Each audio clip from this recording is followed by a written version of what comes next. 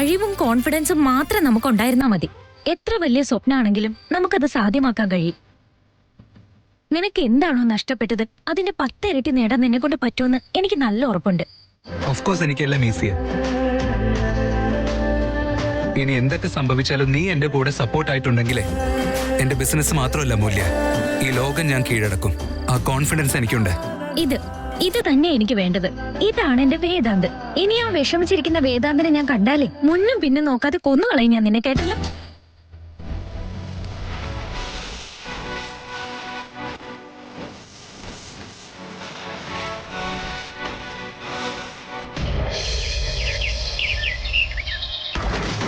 സിദ്ധാർത്ഥ്, എന്ത് പറ്റി സിദ്ധാർത്ഥ്? ഈയിടെയായിട്ട് നല്ല ബിസിയാണെന്ന് തോന്നല്ലോ. സംസാരിക്കാൻ പോലും നിന്നെ കിട്ടാറില്ല. അയ്യോ അമ്മേ, അങ്ങനെയൊന്നുമില്ല. കമ്പനിയിൽ ഒരുപാട് ജോലികളുണ്ട്, അതാ കുറച്ച് നാളായിട്ട് ബിസി. ആണോ? ഓഫീസിലെ കാര്യങ്ങളൊക്കെ എങ്ങനെ പോകുന്നു? പ്രശ്നമൊന്നും ഇല്ലല്ലോ അല്ലേ? ഒരു പ്രശ്നവുമില്ല, എല്ലാം നല്ല രീതിയിലാണ് മുന്നോട്ട് പോകുന്നത്. നീ എന്നു മുതലാ കള്ളം പറയാൻ തുടങ്ങിയത് സിദ്ധാർത്ഥ്?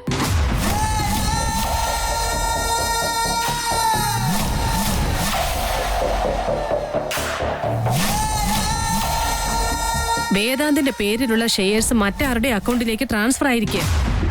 ഇനി ഇതിനേക്കാളും വലിയൊരു പ്രശ്നം വേറെ എന്താ ഉണ്ടാവേണ്ടത്?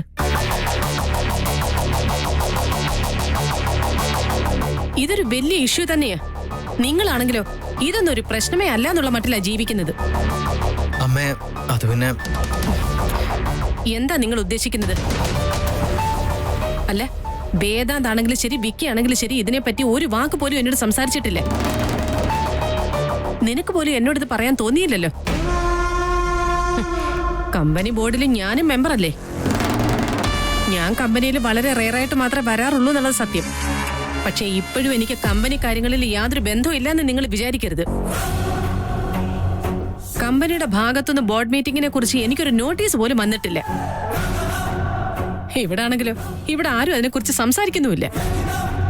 എല്ലാരും കൂടെ ചേർന്ന് എന്നെ അവോയ്ഡ് ചെയ്യാമെന്നാണോ വിചാരിക്കുന്നത് സിദ്ധാർത്ഥ്? അയ്യോ അമ്മേ, അങ്ങനെയൊന്നുമില്ല. അമ്മ വെറുതെ ചിന്തിച്ചു കൂട്ടുന്നതാണ്. ഓഫീസിലെ പ്രശ്നങ്ങളൊക്കെ പറഞ്ഞ് വെറുതെ അമ്മയെ ടെൻഷൻ ആക്കണ്ടെന്ന് കരുതിയില്ല. ഇപ്പൊ തന്നെ നല്ല ടെൻഷൻ ഉണ്ട് സിദ്ധാർത്ഥ്. ഇതിനെന്താ പരിഹാരം? അല്ലെങ്കിൽ തന്നെ വീട്ടിലെയും കമ്പനിയുടെയും കാര്യത്തിൽ ടെൻഷൻ അടിക്കാതെ മറ്റെന്ത് കാര്യത്തിലും ഞാൻ ടെൻഷൻ ആവേണ്ടത്? അതോടെ പറ. അതൊക്കെ പോട്ടെ, ആരാ അത്? അവന്റെ പേര് ആകാശ് എന്നാണ്.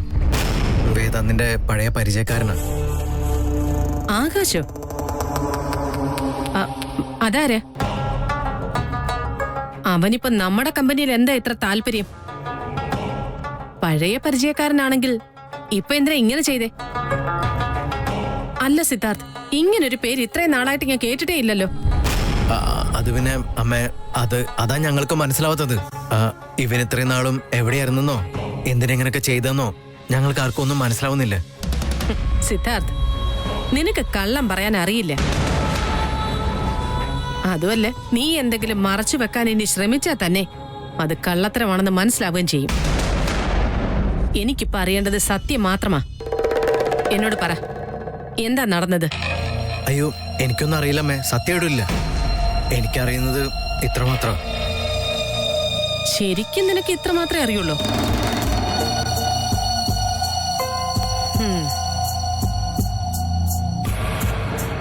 ശരി സിദ്ധാർത്ഥ്, എന്നോട് നീ ഇത്രയൊക്കെ പറഞ്ഞാൽ മതി.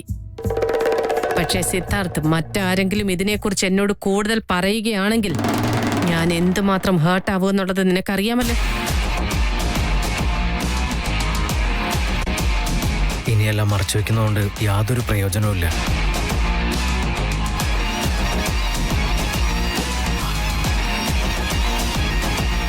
ശരി സിദ്ധാർത്ഥ്, വിട്ടേക്ക്. നീ ഇത്രയ്ക്കങ്ങ് ആലോചിച്ച് പറയാനൊന്നും നിൽക്കണ്ട. എനിക്കിത് കേൾക്കാൻ വേണ്ട. അമ്മ ഒരു മിനിറ്റ്.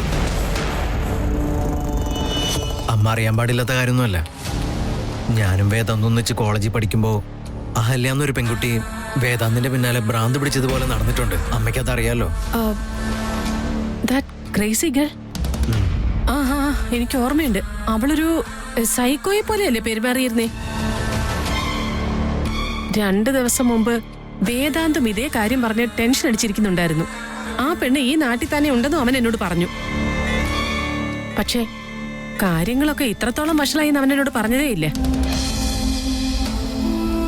അല്ല സിദ്ധാർത്ഥ്, ആ പെണ്ണ് ഈ നാട്ടിലുള്ളതിനും നമ്മുടെ കമ്പനിയുടെ ഷെയർസ് മറ്റാരോ വാങ്ങിയതിനും തമ്മിൽ എന്താ ബന്ധമുള്ളത്? അവളുടെ ചേട്ടനാണ് ഞാൻ പറഞ്ഞ ആകാശ്.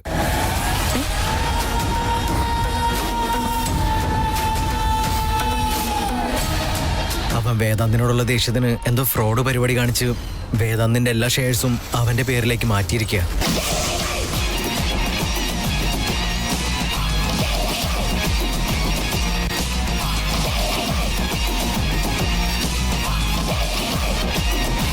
അവൻ എങ്ങനെ ഇതിനുള്ള ധൈര്യം വന്നു? വേദാന്തിന്റെ പേരിലുള്ള ഷെയർസ് ഫോർജറി ചെയ്യാന്ന് പറഞ്ഞ അതെന്താ തമാശയാണോ? സിദ്ധാർത്ഥ്, വേഗം അവന്റെ നമ്പർ എനിക്ക് അയക്ക്. എനിക്ക് അവനോട് സംസാരിക്കാനുണ്ട്. അമ്മ, ഈ സമയത്ത് അവനോട് ആ രീതിയിലൊന്നും തന്നെ സംസാരിക്കണ്ട. ഇതിനൊക്കെ മുമ്പ് അവരെങ്ങനെയത് ചെയ്തതെന്ന് നമ്മൾ അറിയണം. ഇത്രയും വലിയൊരു പ്രശ്നത്തിനിടയിൽ എതിരാളിയോട് എത്ര പോരാടിയിട്ടും ഒരു കാര്യമില്ല അമ്മേ. ശരി, ഇൻ കേസ് ഈ പ്രശ്നം നാളെ തന്നെ പരിഹരിക്കാൻ പറ്റിയില്ലെങ്കിൽ നീ എന്നെ ഇൻഫോം ചെയ്തിരിക്കണം. ഇനി എന്താ ചെയ്യേണ്ടതെന്ന് എനിക്ക് നന്നായിട്ട് അറിയാം സിദ്ധാർത്ഥ്. ബാക്കി ഞാൻ ചെയ്തോളാം. ശരി അമ്മേ, പറയാം.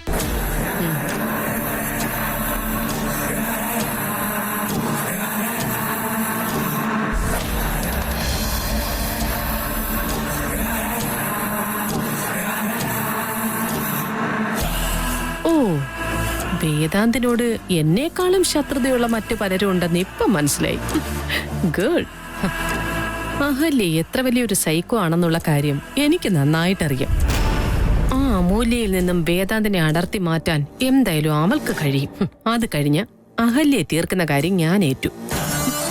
ശത്രുവിന്റെ ശത്രു മിത്രമാണെന്നാണല്ലോ.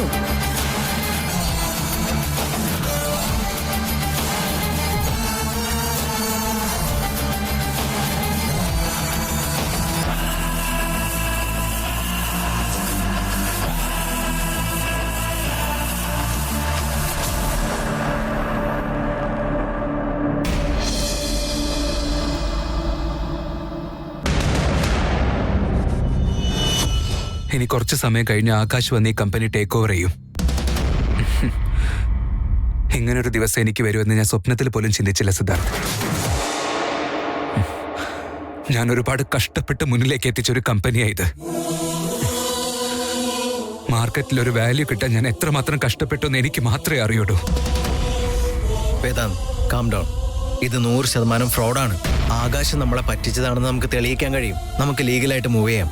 തീർച്ചയായിട്ടും ഈ കേസ് ജയിക്കാൻ പോകുന്നത് നമ്മളായിരിക്കും.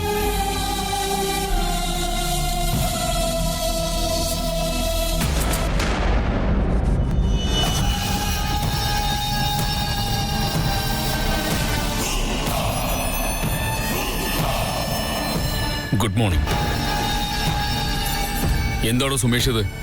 ഏൽപ്പിച്ച കാര്യങ്ങളൊക്കെ ചെയ്യാൻ പറ്റില്ലെങ്കിൽ പിന്നെ ജോലി ചെയ്യുന്നതിനാ? വേദാന്ത് മേനോൻ എന്തിനാ ഇവിടെ നിൽക്കുന്നത്?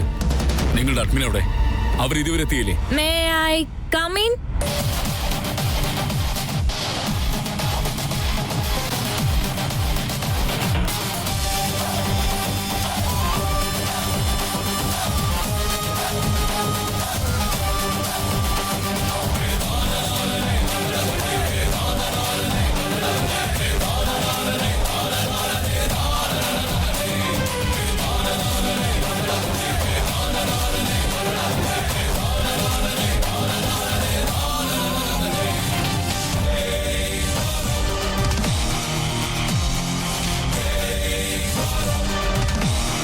ഇഡിയറ്റ്.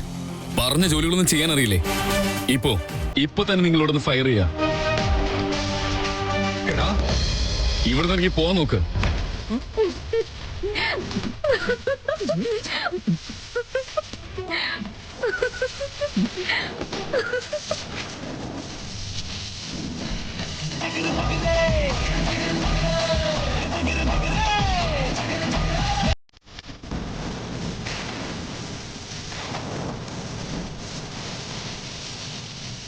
കോട്ടും സൂട്ടും ഇട്ട കണ്ട തെണ്ടികളൊക്കെ കമ്പനി MD-ക്കെതിരെ സംസാരിക്കുന്നത് കണ്ടില്ലേ? എന്തു പറ്റി? ഇയാൾ ഇങ്ങോട്ട് വരുന്നതിന് മുമ്പേ കാര്യങ്ങൾ പറഞ്ഞു കൊടുത്തില്ലായിരുന്നു?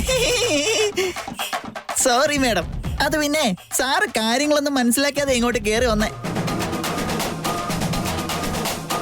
മാത്രമല്ല കുറച്ച് ധൃതിയുണ്ട്. ഇങ്ങോട്ട് വരാൻ നല്ല തിരക്ക് പിടിക്കുകയായിരുന്നു. അതുകൊണ്ട് എനിക്ക് കാര്യങ്ങളൊന്നും പറയാൻ പറ്റിയില്ല. എന്താ എല്ലാവരും ചേർന്ന് എന്നെ കളിയാക്കുക? വേദാന്ത് സൈൻ ചെയ്ത ഡോക്യുമെന്റ്സ് എന്റെ കയ്യിലുണ്ട്.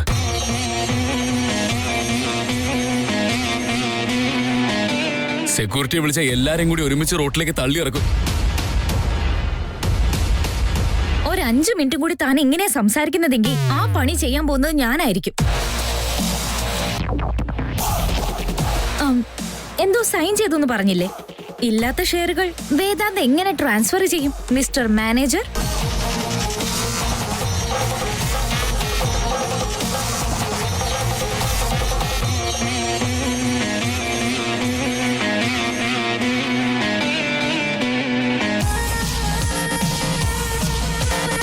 സത്യം പറയുവാണെങ്കിൽ ഈ കമ്പനിയുടെ 60% ഷെയർസ് പവർ ഓഫ് അറ്റോർണി എന്റെ പേരിലാണുള്ളത്.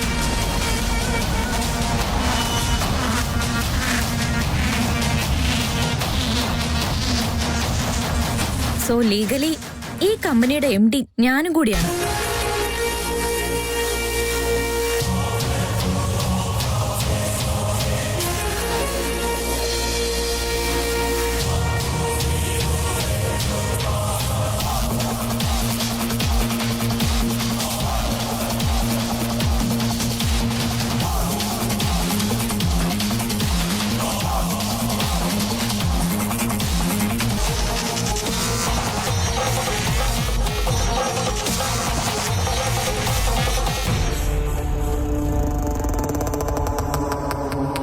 ഇതുവരെ നോക്കി കഴിഞ്ഞില്ലേ? അതിൽ വെറും സൈൻ മാത്രമേ ഉള്ളൂ. പക്ഷെ ആ സൈൻ കൊണ്ട് ഇപ്പൊ ഒരു പ്രയോജനവും ഇല്ല.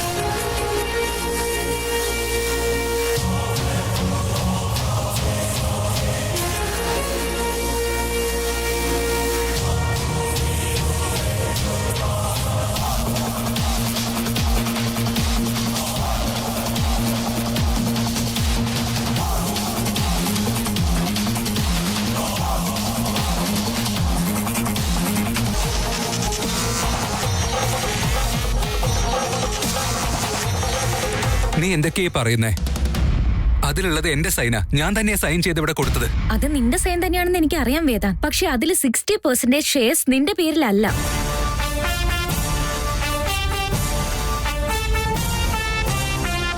പണ്ട് സാഹിത്യം ഇതുപോലെ വന്ന് കമ്പനി ടേക്ക് ഓവർ ചെയ്യാൻ ശ്രമിച്ചിരുന്നല്ലോ. സോ ഞങ്ങളുടെ 60% ഷെയറും ഞങ്ങൾ അമൂല്യയുടെ പേരിലേക്ക് മാറ്റിയിരിക്കുകയാണ്. അപ്പോ അമൂല്യം ഇവിടെ MD ആണ്.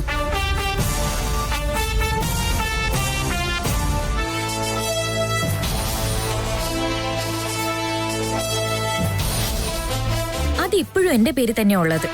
What nonsense Siddharth. ഈ കാര്യം എന്താ എന്നോട് മറച്ചു വെച്ചത്? അത് വേദാന്ത്, ഞാൻ ഈ കാര്യമൊക്കെ മറന്നുപോയതാ.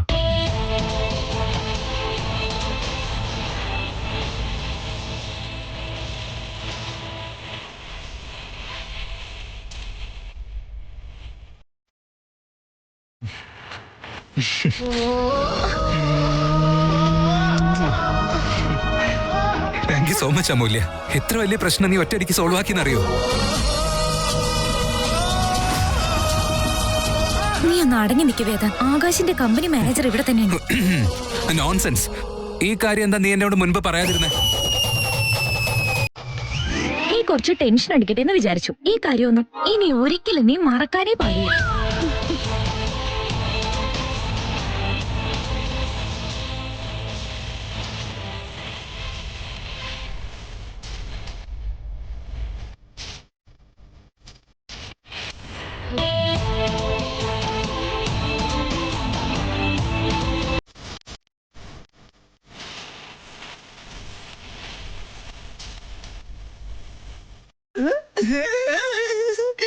എന്ത് പറ്റിയ മാനേജർ സാർ? ഷോക്കായി പോയോ?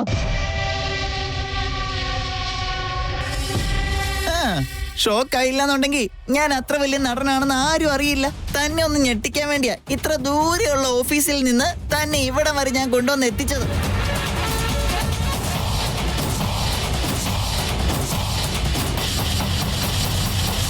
ഞാൻ ജോലി ചെയ്തതും വളർന്നതും എല്ലാം ഈ കമ്പനിയിൽ നിന്നാ. അന്നം തരുന്നവന്റെ കയ്യിൽ കൊത്താൻ മാത്രമുള്ള വിഷയം എനിക്കില്ല. അതുകൊണ്ട് എന്റെ ബോസിനെ ഞാൻ ചതിക്കുമെന്ന് ആരും വിചാരിക്കണ്ട.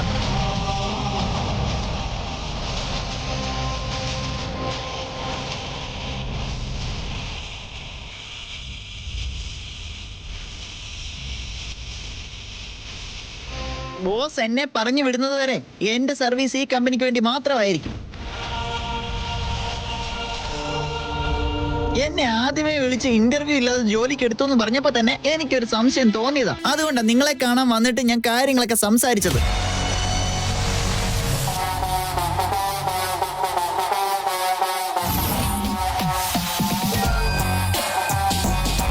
നിങ്ങൾ ആ ഷെയർസ് വേണമെന്ന് പറഞ്ഞ് എന്റെ കയ്യിൽ ആ ഫയൽസ് തന്നപ്പോ ഞാൻ ആ കമ്പനിയിൽ നിന്ന് ഇറങ്ങി അമൂല്യ മാഡത്തിനെ ആദ്യം ഫോൺ ചെയ്തത്. നിങ്ങളെ വിശ്വസിപ്പിച്ച് മുൻപോട്ട് പോകാൻ അമൂല്യ മാഡം എന്നോട് പറഞ്ഞത്.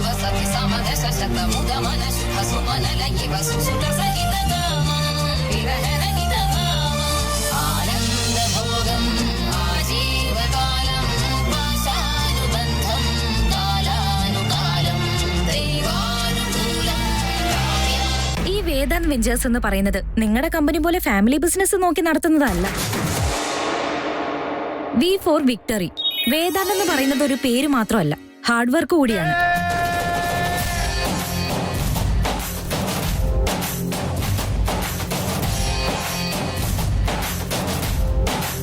അത് വെറും ബ്രാൻഡ് അല്ല, ഇമോഷനാണ്. ഒരുപാട് കഷ്ടപ്പെട്ട് പടുത്തുയർത്തിയ സാമ്രാജ്യം ഇത്.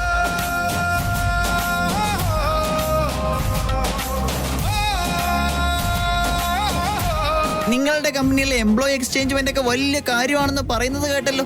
കാശ് കൊടുക്കുന്നതും ഫെസിലിറ്റീസ് കൊടുക്കുന്നതും മാത്രമാണ് എംപ്ലോയി എക്സ്ചേഞ്ച്മെന്റ് എന്ന് കരുതരുത്.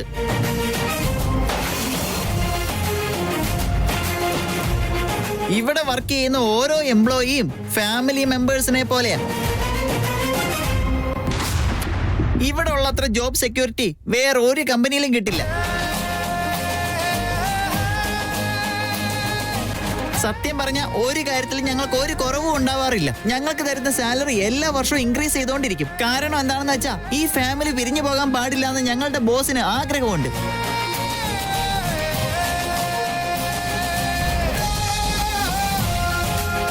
അതാണ് ഞങ്ങളുടെ കമ്പനിയിലെ എംപ്ലോയി എക്സ്ചേഞ്ച്മെന്റ് എന്ന് പറഞ്ഞ.